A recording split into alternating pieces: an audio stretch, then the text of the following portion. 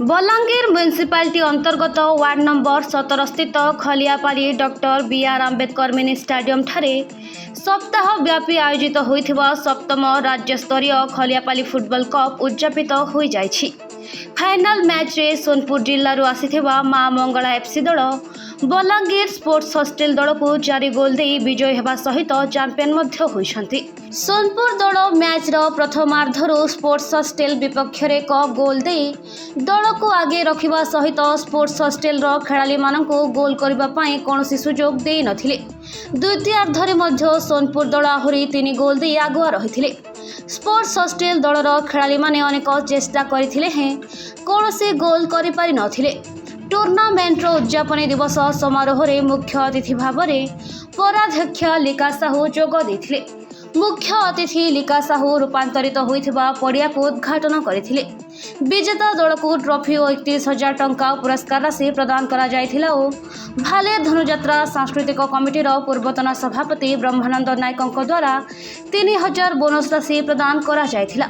सेही भली उपविजेता दल को ट्रॉफी और 21,000 टंका पुरस्कार राशि सहित वार्ड नंबर 17 पूर्वतन काउंसिलर भालेर समवाय समितिर सभापति सत्यपीर पात्रଙ୍କ द्वारा 2,000 टंका बोनस राशि दे संबर्धित करा जायथिला। जे हमर 7th खलियापाली फुटबॉल कप रे में योगदान देइतिली।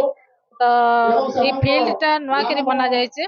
आगरो अन्य जगह से खेलुतले एतर श्रेय केवल पड़के साज्ञा को जाउ छै हमर विधायक जेहेतु हमर बीजेपी गवर्नमेंट थिला बेले माननीय नवीन पटनायक समय रे ताकर माध्यम रे भी अनेक फंड सना जायतिला। तार छड़ा सर एमएलए हला पर एमएलए लैंड रो भी किछि फंड सना जाय छै। प्राय पाखा पाखी अनेक कामटा भी करा जाय छै। अनेक डिमांड भी अच्छे जे पार्क रो बाउंड्री वॉल हो टॉयलेट रो व्यवस्था हो एता किछटा काम भी करबार बाकी अच्छे। किंतु एटा हमर समस्तंकर लागि गर्वर विषय जे इतरे ई फील्ड के डेवलप करबा लागि समस्तंकर कोऑपरेशन थिला। हमर काउंसिलर्स मनकर मेनली हमर 17 नंबर वार्ड काउंसिलर ई वार्ड रो सब जनसाधारणकर भी सपोर्ट रही छै। तो गर्वर विषय जे ई स्टेडियम टा हमर ओडिसा रो गुटे उत्तम पड़िया ही पारि छै आ सेटा बाबा साहेब आंबेडकर के नाम रे करा जाय छै। तो कोनोसी जगह रे भी ओडिसा रो बाबा साहेब आंबेडकर के नाम रे कोनोसी पड़िया आज तक नामित नहीं हेबार सेटा भी गुटे गर्वर विषय। तार छड़ा वार्ड रो डेवलपमेंट रे भी अनेक किछि कामटा करा जाय छै। ओवरहेड टैंक रो कथा कोन ड्रेन रो कथा कोन तो आगामी दिन रे हमर विधायक कर नेतृत्व रे अनेक डेवलपमेंट कामटा हेबा सेतर लागि समस्त को अभिनंदन जणामी। फुटबॉल मैच टा भी बहुत सुंदर भाव रे 2 तारीख को आरंभ करा जाय कि एति दिन खेला गला।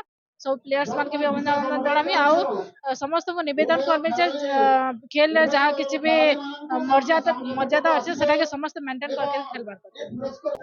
गत 2 तारीख रु आमर all Odisha football cup Khaliapali start करथनु। आमे 7 दिन धरी आज तार उद्यापन उत्सव आज ग्रैंड फाइनल थिला। सोनपुर दल विजय होइजे आरो 7 दिन धरी आम टूर्नामेंट बहुत शांति श्रृंखला रही छे। आउ आके आउ भल करी आमे जमुना स्पोर्टिंग आडू करबो बोली आमर आशा और विश्वास अछि। देखुन टोटाल आमे खलियापाली हमर अंचल रे आर भी जते कोन गांव अछि हमर वार्ड रे समस्त एटा एकजुट हेकि आमे टूर्नामेंट के सफल करिछु। आके ई फील्ड बहुत उन्नति करमु और बलांगीर जिल्ला रे गोटे आंबेडकर स्टेडियम के गोटे बड़ स्टेडियम नारे नामित करी गोटे बलांगीर जिल्ला रे चहल सृष्टि करमु। ओडिसा रे चहल सृष्टि करमु स्टेडियम के लेके।